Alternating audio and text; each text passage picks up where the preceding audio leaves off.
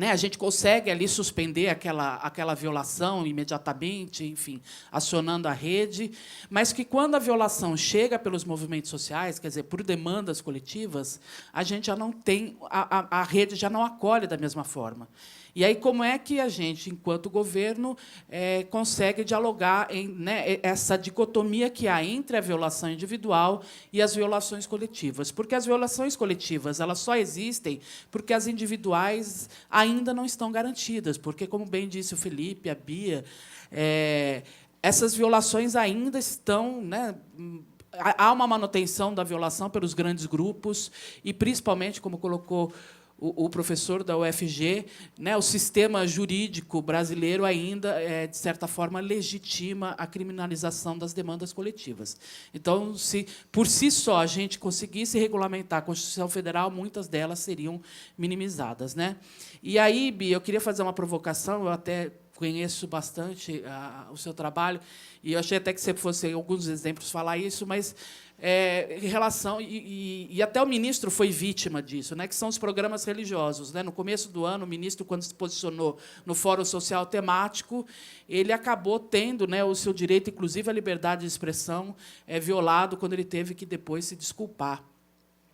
Por uma questão de preocupação, porque, de fato, os programas religiosos, hoje, na mídia, têm violado os direitos individuais e coletivos, e aí pessoas com deficiência são extremamente expostas nesses programas, enfim, LGBTs, negras e negros, mulheres, os grupos mais, né, aqueles que estão mais expostos pelas mídias e historicamente são silenciados, tem, pelos programas, né, religiosos, as suas violações cotidianas na mídia, e cada vez mais nós temos programas religiosos fazendo isso. Então, como é que a gente regulamenta uma mídia, né, que estão na mão dos grandes grupos e pequenos, né, são poucas famílias que controlam esses grupos, e como é que regulamenta no sentido de que garante a liberdade religiosa, garante o espaço na mídia para as religiões exporem, né, e a gente vê que não são todas as religiões que têm o mesmo espaço na mídia, né?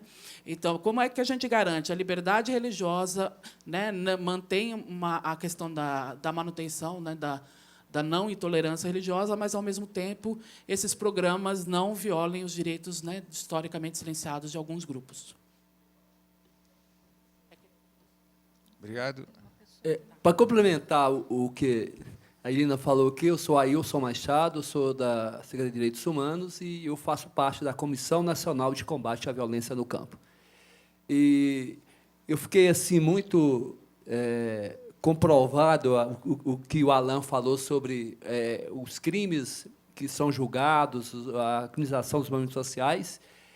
E a gente faz parte dessa comissão, nós realizamos, nos últimos 3 anos, 400 reuniões e audiências públicas no Brasil. Nós tratamos mais ou menos em torno de 2.500 a 3.000 casos de conflito agrário. Alguns com sucesso, outros a gente encaminhou, evitou algumas violências, algumas que aconteceu. E, para comprovar como que a justiça julga as coisas rápidas dos fazendeiros ou grileiros de terra, a gente está com um caso assim, típico da criminalização dos movimentos sociais. Nós temos um caso de Rondônia, está preso desde fevereiro de 2012, Udo, presidente do sindicato de Vilhena, porque ele, o crime que ele cometeu foi de incentivar a ocupação de terras na região. Ele foi criminalizado porque por porte de arma, diz que foi por porte de armas, armas registradas, e vocês não vão acreditar. Eu procurei alguns processos lá na região,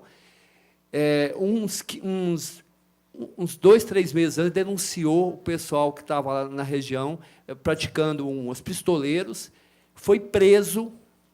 Esse pistoleiro que a gente solicitou, a prisão dos pistoleiros, foi preso, acho que, me parece, 5 pistoleiros, apreenderam armas de grosso calibre, e depois eu comecei, eu fui na delegacia e tentei ver o processo. Eles foram soltos 3 dias depois de presos, e a fiança foi R$ 180. O Udo foi preso, fixada a fiança em R$ 10.000. Entrou com recurso de habeas corpus no Tribunal de Justiça de Rondônia e foi negado esse habeas corpus. Está no STJ para ser julgado desde maio. Fui 2 vezes no STJ solicitando preferência no julgamento, porque eu não sou advogado, mas eu acho que o pessoal sabe, o crime de porte de armas, e pela situação dele, ele teria que ficar preso no máximo, acho que 90 dias, se eu não me engano. Sem, assim, e o crime que ele cometeu, que está lá, é porte de armas e incentivo à ocupação de terra. E nós já solicitamos, inclusive, ao STJ ontem, de novo, e eu vou falar isso no seminário, para agilização do julgamento de habeas corpus. É um absurdo. Isso realmente é um caso concreto de criminalização dos movimentos sociais. Então, o habeas corpus é 2.240.660, lá no STJ. E a gente fez isso ontem, mas isso aí é uma coisa assim concreta de criminalização dos movimentos sociais. Tá, obrigado. Então, Não, a gente... por favor. Não, aqui o Amarildo, que já Tem uma estava há um pessoa tempão inscrita. esperando, se você puder. E a gente queria, depois do próximo, dar uma parada. Vamos só deixar falar. Sim, claro. Para depois fazer uma outra... comentários da mesa e depois uma nova... Tá, bom dia, eu sou Ionaré, sou do Ministério da Saúde, da área de gestão do trabalho em saúde. Eu observei que, primeiro, eu quero me dizer muito grato pela oportunidade de ouvir essas 3 pessoas de falas muito oportunas e muito brilhantes, muito bem fundamentadas. Eu observei que nas 3 falas nós temos dados históricos no sentido de fazer um acompanhamento, ainda que breve, da presença da estigmatização, da criminalização e da punição dos movimentos sociais ao longo da história do Brasil e da humanidade. Nós estamos, nesse momento, assistindo, inegavelmente, a um declínio do modelo neoliberal, uma autofagostose. Ele está se destruindo porque os países centrais do capitalismo estão sofrendo do seu próprio mal. Gostaria de saber, para ser muito breve na minha pergunta, na visão de vocês 3, qual é a tendência histórica que nós podemos esperar e, ao mesmo tempo, construir para o próximo momento histórico pós-neoliberal? O que nós podemos esperar nesse sentido, em relação aos movimentos sociais?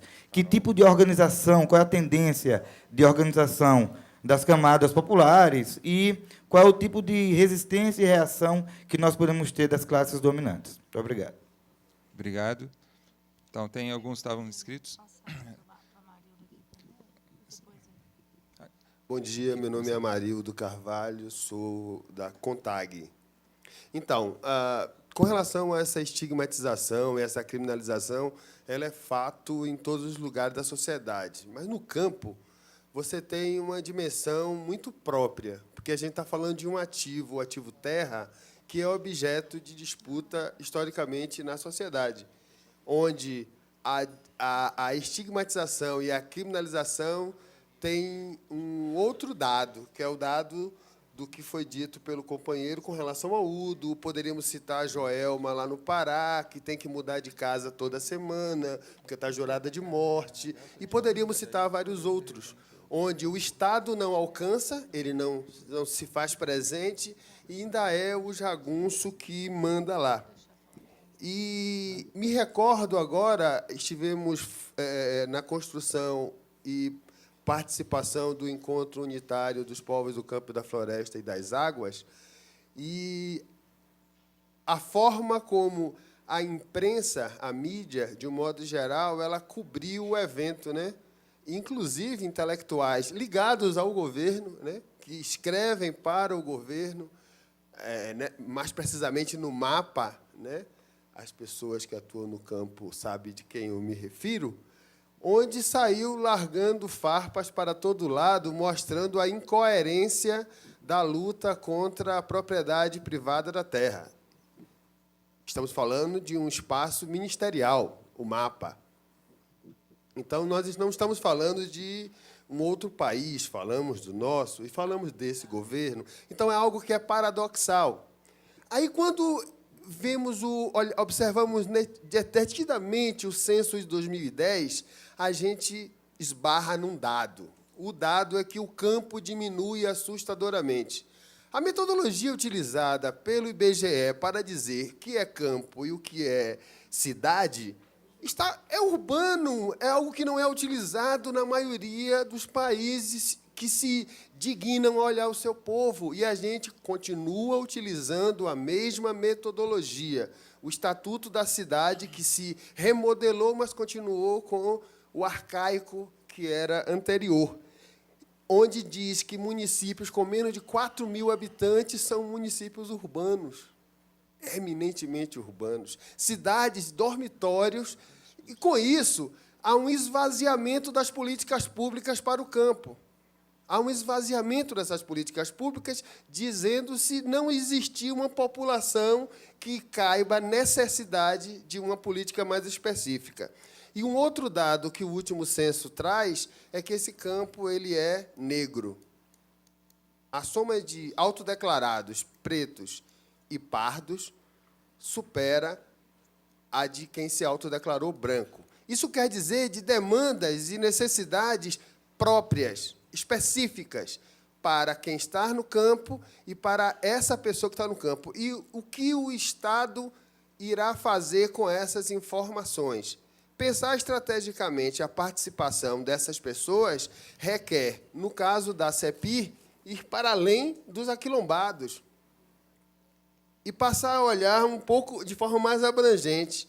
Então, a gente precisa articular duas dimensões, que é objetiva, que os dados demonstram, e eu acho que aí está o grande desafio. E eu acho que esse seminário ele corrobora para isso, para a gente buscar ouvir e falar para que a gente consiga alcançar caminhos saudáveis. Contudo, esses caminhos não serão saudáveis e não serão inclusivos se não observarmos esse dado.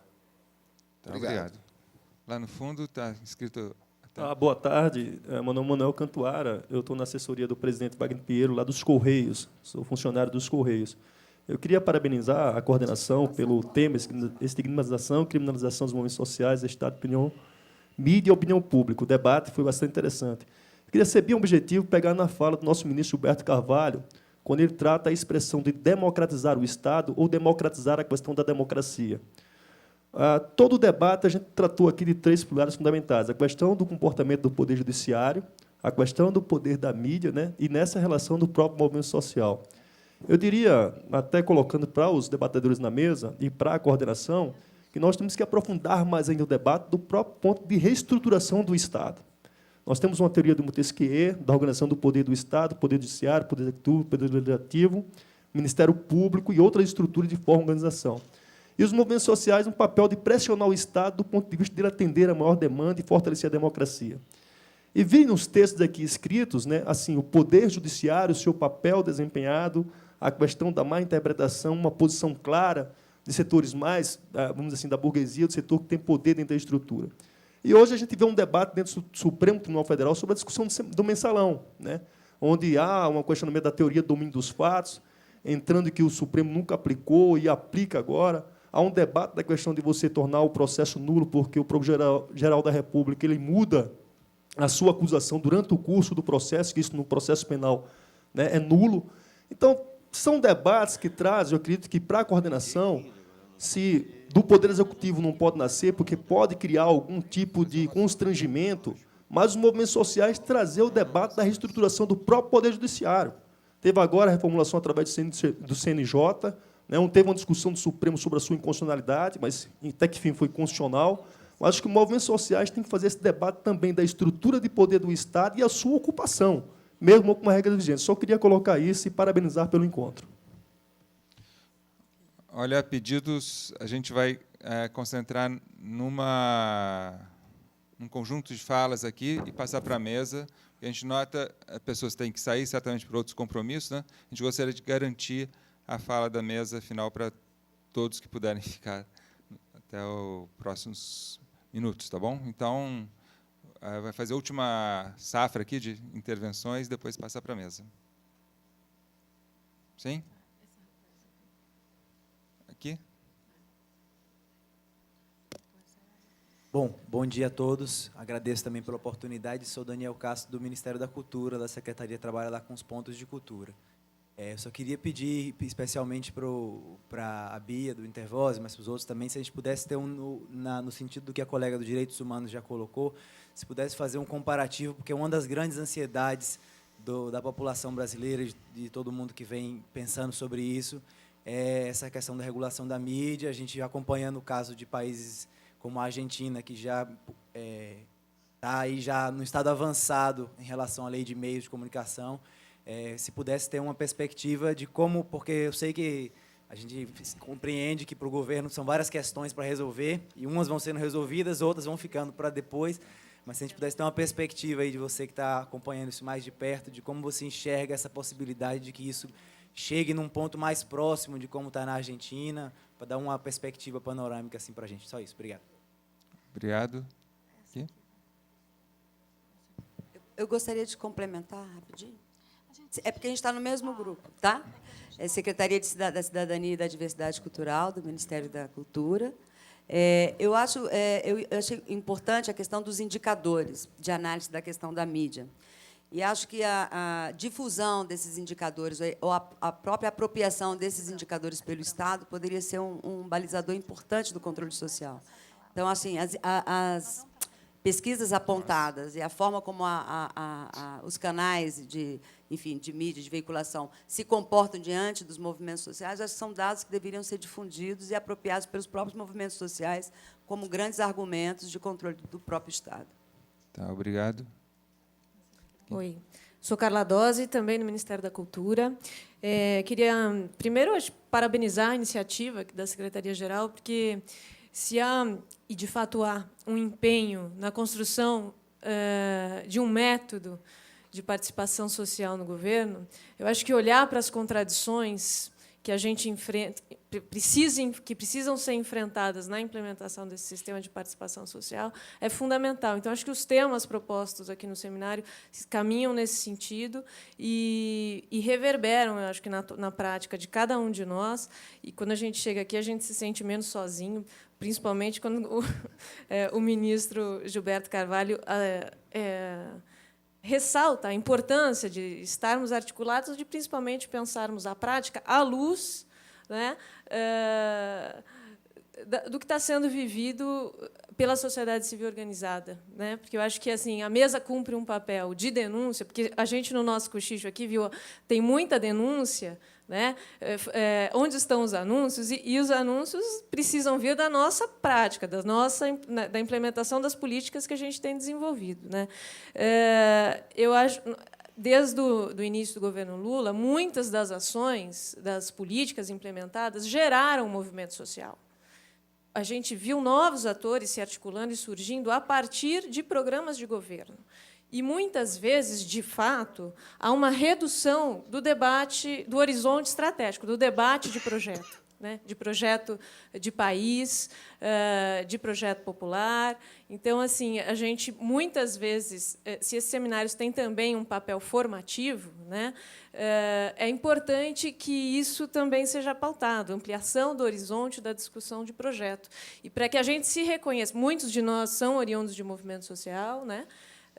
Estou e serei sempre militante, eu acho que muitos de nós temos essa condição. Então, nós estamos, movimento e gestores, em trincheiras distintas, mas a gente precisa ampliar o debate de projeto de nação para a gente poder se reconhecer em trincheiras distintas, mas numa luta comum, né? Com inimigos reconhecidamente localizados, para que não nos confundamos na nossa prática, né? E eu acho que isso ajuda, vocês ajudaram muito nesse sentido também, e que o desdobramento aqui desses seminários contribua com isso, amplie o horizonte de construção de projeto. Obrigado. Obrigado, Carla. Aqui? Sim? Bom, eu sou Alcione Carolina, também no Ministério da Cultura. E, de fato, foi uma manhã muito proveitosa, né? As falas foram muito boas e ajudaram a gente a pensar, de fato, né, parte do que a gente vive nessa perspectiva momentânea de governo, não é? Bom, eu queria lançar, muitas coisas me fizeram pensar, vocês me fizeram pensar, mas eu queria lançar só uma questão, um pouco na perspectiva de ordenar um horizonte, né? O que é que a gente está querendo com esse processo de provocativo de reflexão, né? Considerando os nossos lugares de fala. Bom, primeiro, acho que a fala que o Felipe trouxe, né, de recuperar essa ideia nodal, né, do que é carência, do que é privilégio, do que é direito, né, reordena boa parte das discussões do que a gente está tratando aqui como estigmatização, né?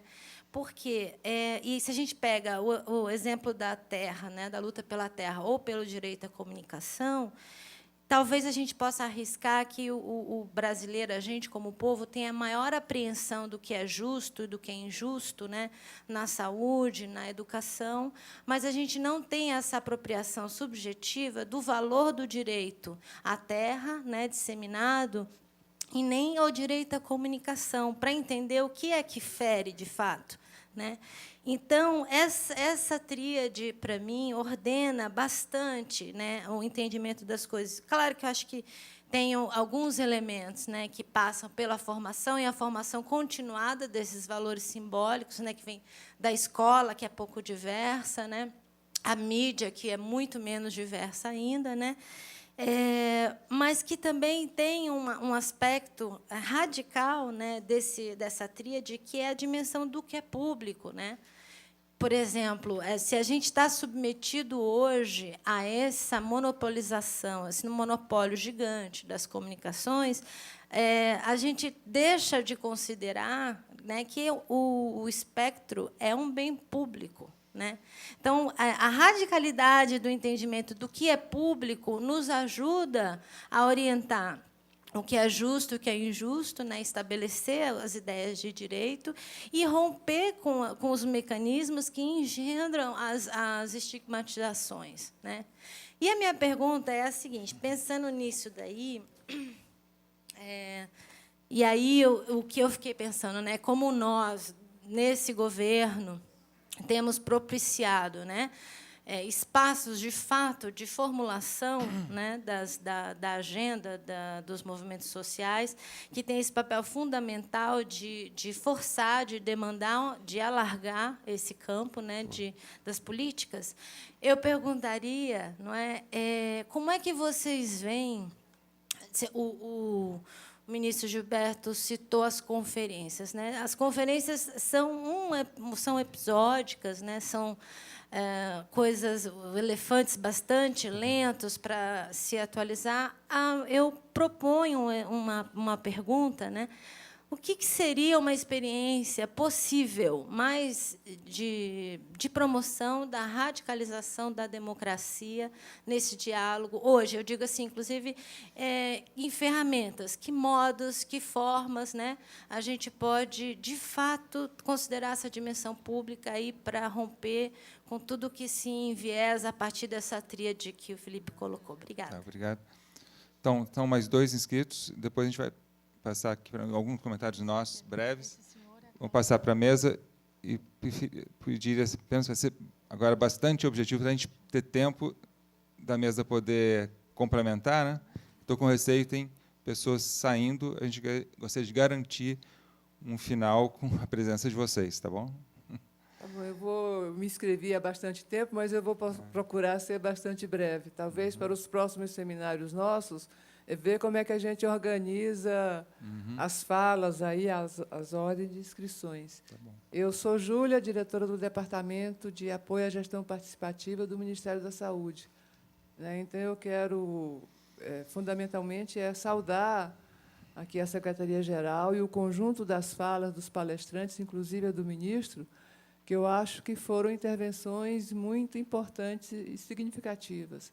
Eu acho que procurar aprofundar a compreensão de que a participação social tem que ser um método aprimorado por esse governo, eu acho que é uma questão da maior relevância, né? A gente sabe que, infelizmente, ainda, né, o conjunto do governo não tem essa compreensão.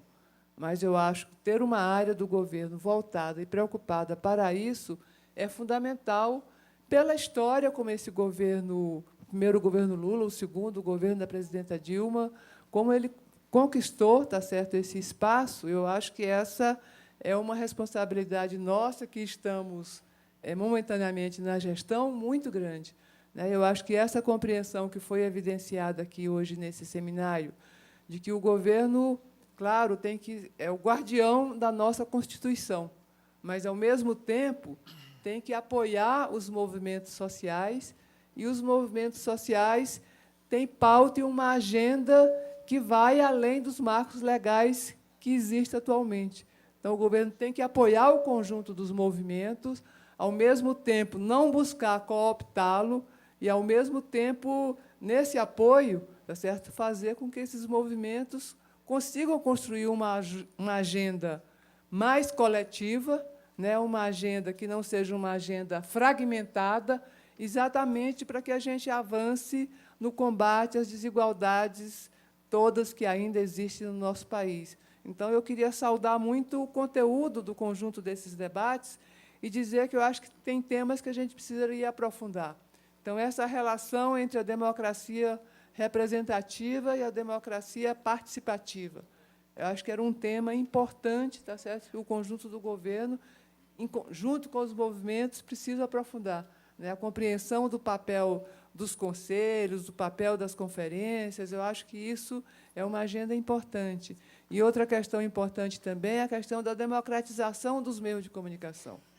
Porque, na minha avaliação, se o governo não enfrentar essa pauta, tá certo, nós vamos continuar debatendo insistentemente a questão das desigualdades, a questão da criminalização dos movimentos sociais, porque nós sabemos qual o papel que poucos meios de comunicação, mas que dominam o conjunto da mídia de massa, têm, tá certo? E que eles atuam como não são, mas atuam como um partido político conservador, tá certo? E reproduzem uma única fonte de formulação de ideias e de conceitos e que se espalham por toda a sociedade, formando a chamada opinião pública, né? Então, eu acho que é fundamental que a gente enfrente esse debate, que o governo enfrente a questão da democratização dos meios de comunicação.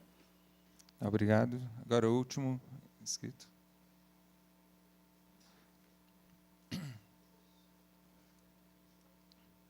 Eu estou representando aqui, como convidado, do Sindicato Nacional dos Aposentados e da Central Geral dos Trabalhadores do Brasil.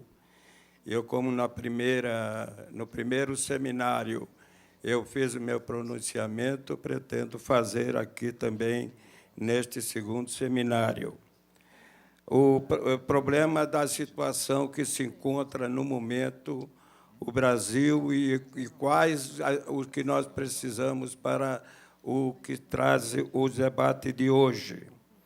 A crise que assola o capitalismo, que atinge principalmente os Estados Unidos e o Japão, e países chamados do primeiro mundo, Europa, portanto, não atinge a grande parte e a maioria dos países do mundo que tiveram índice alto, como o Brasil que teve, primeiro trimestre deste ano, 0,36%, a China, 9,2%, a Índia, 7,4%, a média de países da América do Sul ficou em 106,5%, fora os citados acima, todos os países do mundo, bem como o aumento do PIB foram grandes. E, em nosso país, o desabamento do PIB foi de 75% de 2010 para menos de 3% em 2011. De 1995 a 2000, 1.100 empresas privadas brasileiras foram consideradas multinacionais. De 2004 a 2011, atingiu 1.074 empresas nacionais que foram compradas pelas norte-americanas, principalmente. Eu participei da grande luta do povo brasileiro, O Petróleo é Nosso, onde muitos brasileiros apanharam da polícia, inclusive mortos, como um companheiro ao meu lado, num comício baleado pela polícia no bairro do Macuco, em Santos, onde eu morava. Essa luta teve como resultado a aprovação da lei do deputado federal Eusébio Rocha, que estatizou a exploração do petróleo, a destilação e a distribuição do petróleo. O problema do etanol é vergonhoso, era nosso. As várias usinas de 88, o Brasil exportava 4,7 milhões de litros. A produção crescia 10,4% do ano de 2003 a 2008.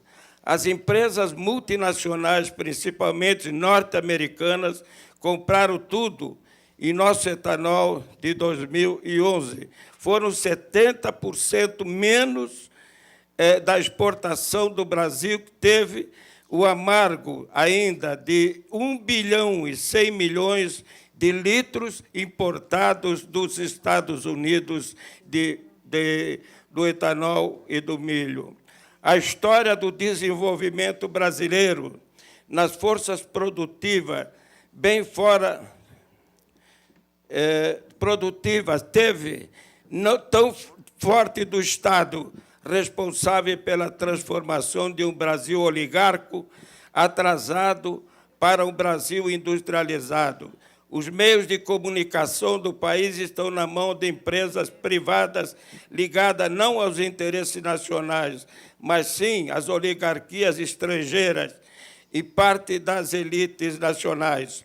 A Globo tem monopólio das comunicações ligada aos interesses estrangeiros, divulga a cultura nacional, aquelas que interessam às empresas norte-americanas.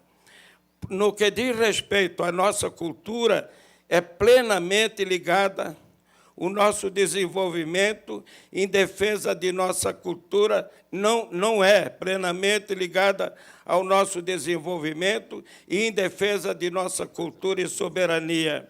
O próprio governo manda os livros das escolas brasileiras, suas produções em gráficas estrangeiras. São livros estrangeiros para os alunos brasileiros.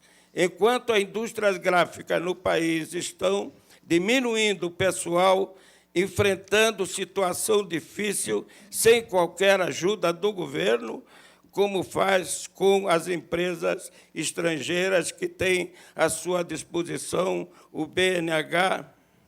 Por favor, vamos concluindo, senhor, por favor. Só falta um pouquinho. Por favor. Agora vou entrar no problema. Entra na questão, por favor, que a mesa precisa reagir. E as pessoas estão saindo. O senhor podia abreviar um pouco a questão?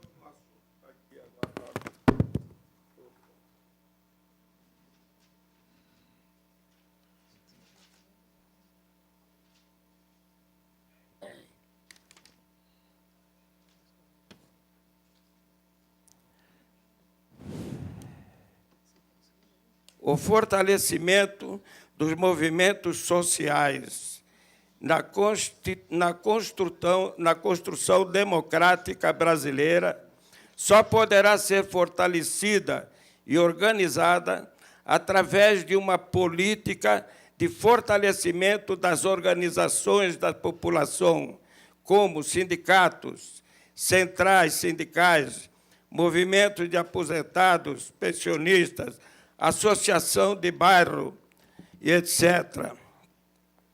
A superação da criminalização dos movimentos sociais será possível uma política efetiva onde acontecimentos mais brutais têm se dado principalmente nas zonas rurais contra os movimentos dos sem terra e a aplicação de uma política de reforma agrária para os que nelas trabalham, considerando que a terra é um bem social e levar à prática os direitos sociais conforme está determinado em nossa Constituição, no capítulo 2 dos direitos sociais que nos estão sendo aplicados, bem como uma política contra a discriminação racial e de cor na própria organização do Estado, em todas as áreas, inclusive nas Forças Armadas, e um fortalecimento dos interesses nacionais e soberania. Muito obrigado. Muito obrigado. Muito obrigado. Então, a gente vai passar para a mesa. Eu só queria antes fazer 3 provocações bem breves a cada um dos membros da mesa. Provocações mesmo. Primeiro é o Alain, que gostaria que abordasse um pouco na sua complementação o fato de que, como você falou de Trombas do Formoso, a gente percebe no país que em cada região do país tem um grande fato histórico ligado à criminalização de algum grande movimento regional. Então, por exemplo, na região Nordeste, na Paraíba e Pernambuco, tem as Ligas Camponesas. Né? Esse ano está fazendo 50 anos do assassinato de João Pedro Teixeira. A gente acabou de conseguir, em parceria com o governo do Estado, o memorial, a construção do memorial das Ligas Camponesas, a casa onde morava João Pedro Teixeira, o famoso cabra marcado para morrer. Né? Inclusive, estão na expectativa lá que a gente leve um ponto de cultura, que a casa de João Pedro Teixeira, que já está recuperada pela própria comunidade, e os 7 hectares em volta sejam um grande espaço de formação, de memória das lutas das Ligas Camponesas. É algo construído pelos próprios senhores e as famílias que desempenharam 50 anos atrás aquela luta histórica. E em outras regiões do país a gente nota a mesma coisa, sempre ligados a populações do campo, negros, camponeses, indígenas. Né? Para a Bia, apenas um comentário sobre Pinheirinho, né? Porque eu tive a experiência de estar lá no dia da brutalidade, estava também. E algo estranho, porque eu estava lá apenas para escutar a comunidade sobre como ela queria que fosse a organização do futuro, das futuras habitações ali, né? Se queriam verticais ou casas e tal, né? Como que eles queriam estar lá e acabei sofrendo naquela brutalidade junto com a população, inclusive uma bala, né? E, para incrível que pareça, o que eu me vi refletir na mídia, não estava preparado para refletir na mídia, foi comentários da grande mídia de que eu estava fazendo lá, que eu estava fazendo lá, me senti criminalizado o tempo todo. Teve um senador de São Paulo que me ameaçou me processar porque eu estava lá. Que eu estava lá como o quê? Como instigador, como militante, como se eu era funcionário, eu estava lá a troco de quê? Estava num domingo lá, enfim, eu estava conspirando. Coisa que eu estava conspirando. Né? Então, eu tive em audiência pública em São José dos Campos, o tempo inteiro, a leitura que a mídia fazia da minha presença lá, inclusive da bala, é que eu merecia a bala e algo mais, porque algo eu estava fazendo de errado. Isso eu acho que tem a ver também com a questão da ideologia neoliberal, porque me senti assim que a desconfiança, o tempo inteiro se insinua a desconfiança entre as pessoas. Não podia estar lá por um bom propósito, estava para fazer algo de mal, que eu tinha que revelar. O senador me processar por causa disso, que algo de errado eu estava fazendo e tinha que ser revelado. E, por fim, o Felipe, achei muito interessante a questão da... quanto mais se comunica, se participa, menos se tem espaço para estigmatização e criminalização. Né? Então, acho que aí queria só trazer essa perspectiva, né, que a gente tem enquanto Secretaria-Geral, como construção de um legado da presidente Dilma, de construção da política do sistema de participação social, ou seja, fortalecer, aprofundar e multiplicar os espaços de participação social no âmbito dos ministérios, no âmbito do Estado, interligar esses processos conferenciais, conselhos, ouvidorias, no âmbito dos municípios, dos estados, a nível federal, né? Enfim, multiplicar os espaços de participação e a interligação entre eles, né? Numa perspectiva. Gostaria que comentasse um pouco se esse não é um grande risco e um grande desafio na perspectiva de superação definitiva, digamos, histórica da estigmatização, da criminalização, né? Construção de um sistema de ampla participação, de ampla porosidade do Estado com os movimentos e com a população em geral. Enfim, são os comentários que eu deixaria como provocação. Então, vamos passar para comentários. Gostaria? Alain? Inverter? Proposta de inverter.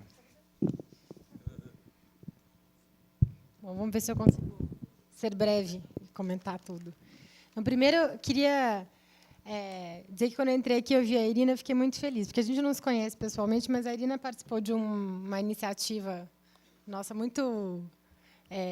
que é daquelas que a gente vai contar para os netos, foi quando a gente, junto com outras organizações da sociedade civil e o Ministério Público Federal, conseguimos um direito de resposta de 30 dias na televisão, no horário do programa do João Kleber. Isso foi no final de 2005, e a gente passou 30 programas sobre direitos humanos, e a Irina participou de um dos sobre diversidade sexual, né? E a gente não se conhecia, eu fiquei muito feliz quando eu entrei aqui e te vi. E acho que o caso do direito de resposta, e os vídeos estão na internet também para quem quiser assistir, eu acho que ele ilustra bem essa discussão da luta pelo direito coletivo, porque a gente conseguiu uma vitória na justiça a partir da estigmatização de um grupo social, que, no caso, era a comunidade LGBT, que foi o que a gente escolheu, porque, na verdade, o programa do João Kleber, a gente podia pegar a questão racial, podia pegar a questão das mulheres, das pessoas com deficiência, qualquer uma tinha problema, né? E o caso específico foi que a gente tratou, foi aquele, mas a gente, no direito de resposta, durante 30 dias, a gente falou de 30 direitos humanos diferentes. E foi muito bacana ver que a audiência do programa foi a mesma que ele tinha, falando as barbaridades que ele fazia. Ou seja, é possível fazer televisão de um jeito diferente no Brasil, promovendo direitos humanos de um jeito com uma linguagem interessante. A gente, nessa oportunidade, a gente exibiu mais de 200 produções independentes de vídeos de organizações de movimentos sociais sobre direitos humanos. A gente passou trechos dos vídeos nos programas. Enfim, foi muito bacana e mostra como o direito à comunicação é um direito não só individual, do exercício da liberdade de expressão de cada um, mas é um direito coletivo também, e que a gente precisa disputar esse conceito de liberdade de expressão que foi apropriado na nossa sociedade pelos meios de comunicação. Então, o monopólio da palavra e o monopólio do exercício da liberdade de expressão é de quem é dono de mídia, e não é da sociedade como um todo, né? Então, acho que foi bem bacana. Mas, aí, respondendo a sua questão, tem mais um monte de coisa para falar de comunicação, né? Foi difícil, estourei o tempo não à toa. A questão dos programas religiosos, ela tem sido um dos principais focos aí de violação de direitos nos meios de comunicação de massa.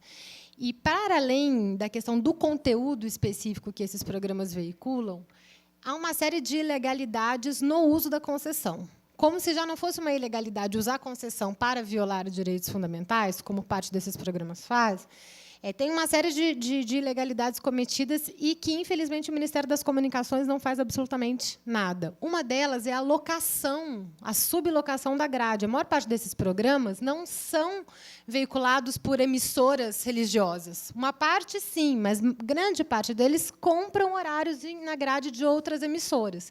E isso é irregular, ilegal, pela legislação de radiodifusão no país. E absolutamente nada é feito em relação a isso. O outro aspecto que é causa dessa realidade é que as concessões de rádio e televisão hoje no Brasil, elas são dadas a quem paga mais por elas. Não há nenhum tipo de análise sobre... que nem a escola tem um projeto pedagógico, não há análise em relação à programação que uma determinada emissora pretende veicular quando ela disputa um processo de licitação de concessão de rádio e televisão. Então, ela vai fazer o programa que ela quiser, quem pagou mais ganha. E aí entra uma brutal desigualdade, inclusive, que as igrejas mais ricas conseguem disputar concessões e ganhar concessões ou comprar concessões em contratos de gaveta, como acontece em muitos em muitos lugares.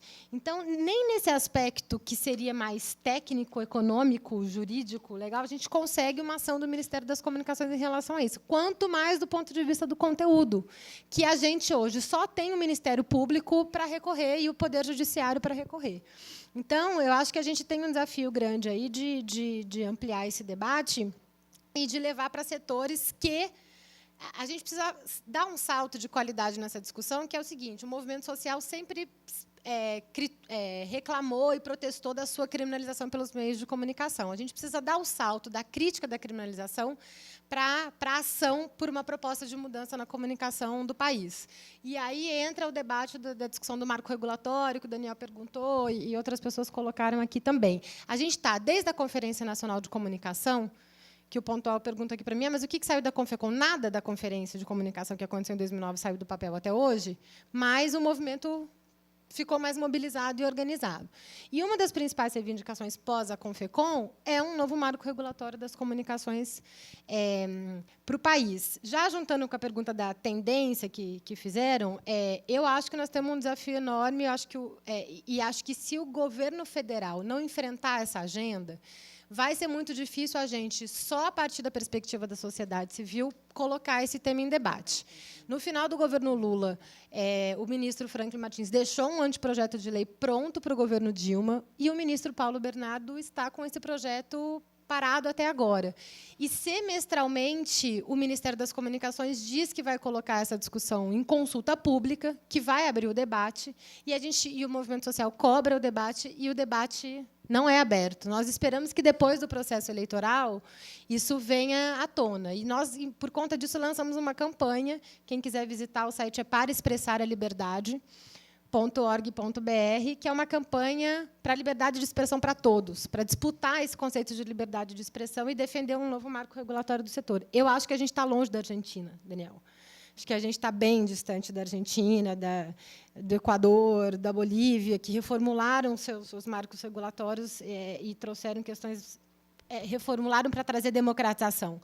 Mas eu acho que a gente não pode desistir de fazer essa luta. Agora, se o governo federal não abrir o debate público, e aí não precisa vir a público para defender uma posição, precisa abrir o debate público, precisa pautar para que a sociedade, inclusive, possa ser ouvida nesse processo, porque, infelizmente, muitas coisas aqui só funcionam quando tem institucionalidade colocada. Então, vamos abrir essa consulta pública, né, por esse novo marco regulatório. A gente tem 20 pontos lá que a sociedade civil construiu uma plataforma que passa por concessões para igrejas, que passa por concessões para políticos, que passa por publicidade infantil, que passa pelo fortalecimento de rádios comunitárias, do sistema público de comunicação. Enfim, acho que essa é a grande luta. E, para terminar, sobre a questão dos indicadores da mídia que você tinha colocado, acho que, além dessas pesquisas, nós vamos publicar esse ano a aplicação dos indicadores do desenvolvimento da mídia da Unesco aqui no Brasil. O Intervoz está construindo isso em parceria com a ONB e com a UFRJ, e com a Intervoz, a ONB, a UFRJ, são os três. Não, estou esquecendo de alguém. Bom, estamos construindo os indicadores, são 54 indicadores internacionais de desenvolvimento da mídia que passam por todas essas questões. Nós vamos lançar esse ano ainda o resultado da pesquisa no Brasil, que não é muito bom, mas que acho que vai ser um instrumento importante de luta para a gente ir para frente. Obrigada, gente. Obrigado. Bia. Felipe. Bem, como são também as nossas considerações finais, eu queria começar dizendo: eu tenho com as pessoas desta mesa, né, assim, quando eu vi quem quer ficar à mesa comigo, eu não os conhecia pessoalmente, mas quando eu recebi o convite, eu falei: pô, Bia é a pessoa que escreve os textos da Carta Maior, que a gente lê, que acha os textos super legais, que manda por e-mail. O Alan é da experiência da Rede Cerrado, da Renap, que tem um monte de gente que a gente conhece e tal. E o Paulo Maldes é quem escreve os textos do CIMI, que me formou como militante da Pastoral da Juventude, e os boletins de análise de conjuntura da CNBB. Então, para falar do quanto eu me senti feliz e próximo das pessoas que estão aqui, e como nós estamos, às vezes, mais conectados e próximos do que o que a gente imagina nas redes alternativas aí de construção de um outro mundo possível, justo e necessário e urgente. Bem, eu juntei aqui em 2 blocos, tentar enfrentar rapidinho essas questões que eu acho que são importantes. Sendo eu um militante da Pastoral da Juventude, em que pese eu concorde com absolutamente tudo que a Bia falou, não posso deixar de ratificar, de reafirmar, porque eu acho que é importante que quem tem pertencimento religioso, quem faz política inspirado por esse pertencimento religioso, por essa espiritualidade, é importante que a gente fale na arena pública sobre essa questão da religiosa na sociedade brasileira. Porque tem 4 questões que precisam ser colocadas para a sociedade. Primeiro, a necessidade da pluralidade religiosa. Segundo, a questão da laicidade do Estado. Terceiro, a questão dos direitos humanos. E quarto, a questão da democracia. Acho que é fundamental para a gente instituir uma sociedade democrática que a questão religiosa tenha um lugar na arena pública, ou seja, que a livre associação e manifestação dos atores religiosos possa se expressar na arena pública, mas que essa questão religiosa não pode ser razão de Estado, como vem sendo hoje no Brasil. E aí eu falo isso, assumindo as consequências políticas dessa minha fala, para dizer com as religiões cristãs, não só as denominações protestantes, mas também entre os católicos. É importante falar disso na sociedade brasileira. Eu quero, do lugar de um militante da Pastoral da Juventude, de um lugar de um católico, dizer isso. Eu acho que é importante, é politicamente importante. É politicamente importante que a gente debata, por exemplo, e aí, já que essa agenda está na Secretaria-Geral, eu não vou perder essa chance, como é que vai ser o debate sobre a Jornada Mundial da Juventude, sobre a vinda do Papa para o Brasil, para que a gente não precise assistir aqui os mesmos manifestos que nós assistimos na Espanha, por exemplo, das pessoas discutindo o recurso público sendo repassado para o financiamento da visita do Papa, sem o necessário controle público sobre esses gastos, por exemplo. Então, já que é para falar em controle do espaço público, acho que vale essa provocação para a gente se avaliar sobre isso, né? Acho que é uma questão importante. E isso, eu nem preciso dizer que não vai aqui nenhum tipo de criminalização das práticas religiosas, sendo eu um militante da Pastoral da Juventude. Então, nem preciso me explicar muito. Bem, um outro bloco de questões, a Isis do MDS, porque eu consegui anotar bem os órgãos, mas os nomes, às vezes, eu perdi. Fala uma questão importante, que é de como a gente vem gestando experiências como essas que estão relatadas na mesa, por exemplo, contra-hegemônicas em relação a esse processo de criminalização e de hegemonia liberal. Como as experiências contra-hegemônicas estão sendo forjadas. Às vezes, e aí o Gramsci ajudou muito a gente com uma máxima, que é um legado da análise dele, a dureza da crítica do modelo hegemônico nos faz parecer pessimistas, né? Ou utópicos, para usar um discurso que se fazia sobre o próprio Gramsci no seu tempo. E o Gramsci tem uma frase que responde bem a isso. Ele fala assim, que é preciso a gente estar entre o pessimismo, entre o otimismo da vontade e entre o pessimismo da razão. Eu quero, sempre que a gente se situe, é bom que a gente se situe na nossa mística da ação, nesse lugar de quem é pessimista quando usa a razão para fazer uma análise crítica e radical do cenário que a gente viva, mas que a gente tenha otimismo e ternura para poder olhar para a realidade com esperança e com ânimo para poder construir outras relações. Acho que é um pouco esse lugar que eu quero me situar. Então, se em alguma medida eu me pareço pessimista na análise, é somente o pessimismo da razão, mas eu me movo pelo otimismo da vontade de acreditar mesmo que a gente pode construir outras relações, e acho que ela já está sendo construída na prática. Uma outra questão que foi formulada diz respeito um pouco ao que é que vem depois dessa tendência neoliberal, depois dessa hegemonia neoliberal. Eu tenho dúvidas honestas, sinceras, se a gente já vive um momento pós-neoliberal. Tenho dúvidas sobre isso. Eu não tenho dúvida de que os governos democráticos e populares na América Latina, em particular, alteram um pouco a forma pela qual a gente se relaciona com o conjunto das práticas neoliberais, né? O governo Lula e o governo Dilma, do meu ponto de vista, não são a reprodução das práticas neoliberais vivenciadas nos governos anteriores. Essa é a minha avaliação sobre entendendo aí o neoliberalismo como mais do que um receituário econômico. Como eu não sou economicista e achar que a economia reduz, dá conta do conjunto da análise da realidade, se nós estivéssemos analisando somente a política econômica, talvez, a gente até, mas como eu acho que é muito mais complexo, eu acho que não é só isso. Mas, por outro lado, ainda não é um momento pós-neoliberal, nem no Brasil, nem na América Latina, e me arriscaria, e aí me arriscando mesmo, porque eu não conheço tanto para falar, nem no mundo, nem na Europa a gente vive um momento pós-neoliberal ainda. Talvez vivemos uma outra coisa. Mas, com relação a isso que a gente está tratando,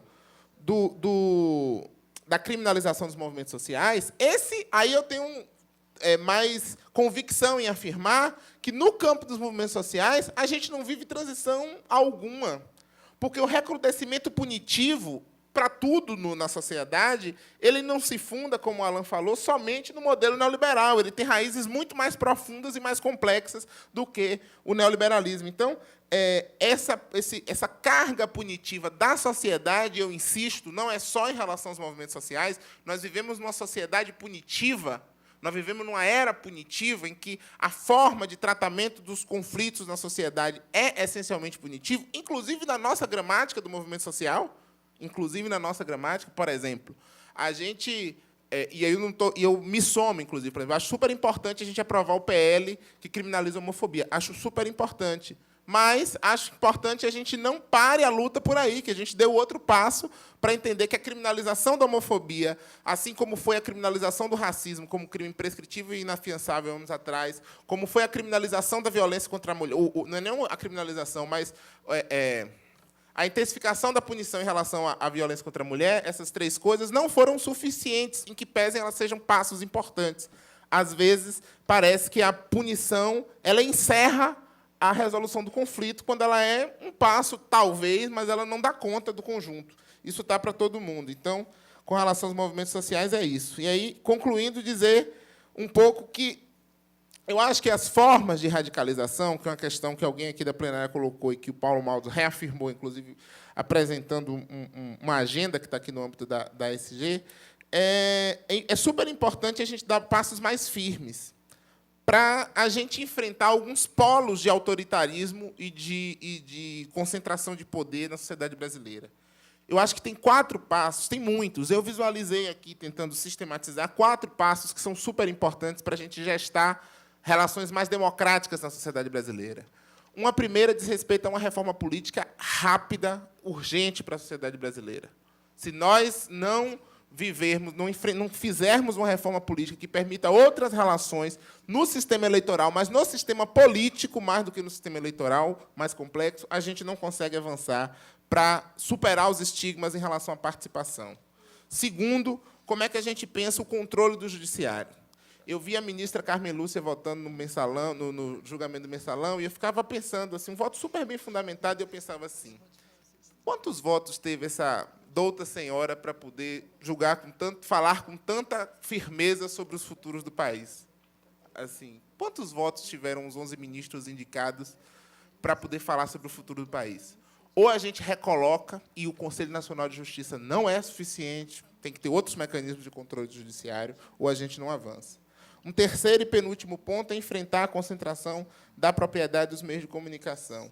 E, por último, Paulo, eu acho que é fundamental a gente ter um sistema dessa natureza, um sistema de participação social, enfrentando as tensões e os riscos dessa tarefa, que é os riscos mesmo de ser um sistema, e aí vou ser muito franco, e muito fraterno na avaliação, de ser um sistema de cooptação ou um sistema que não vale nada.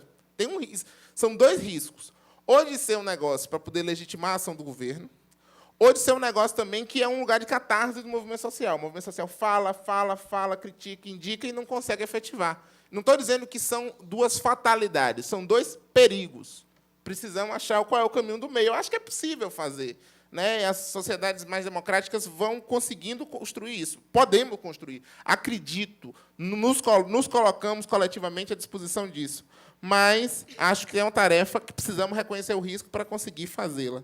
E, por último, agradecendo mesmo, dizer que esse espaço ele renova mesmo, mais do que os nossos olhares sobre a nossa prática, ele renova a nossa esperança e confirma as nossas esperanças de construir uma sociedade justa e democrática e confirma a nossa certeza de que, para além da hegemonia conservadora e autoritária, nós temos vigorosos e corajosos espaços de gestação de alternativas, e esse espaço aqui é um desses. Por isso que eu me proponho sempre que sou convidado, me proponho a dialogar com esses sujeitos que estão aqui. Muito obrigado mesmo pelo diálogo fraterno e enriquecedor. Alain. Então, vamos voltar a retomar também pelos questionamentos, né? Eu fiz uma escolha difícil diante da pauta do Cerrado, da RENAP, em trazer uma abordagem, né, como eu disse no início, do local para o global. Mas poderia ter escolhido o Parque Oeste Industrial, nas maiores desocupações, tal como o Pinheirinho, né? Mais de 25 mil pessoas desocupadas em 1 hora de conflito. Ou poderia ter trago também à tona, e aí também, como disse Felipe, uma escolha pela escolha religiosa, eu sou candomblessista, a criminalização que o movimento do candomblé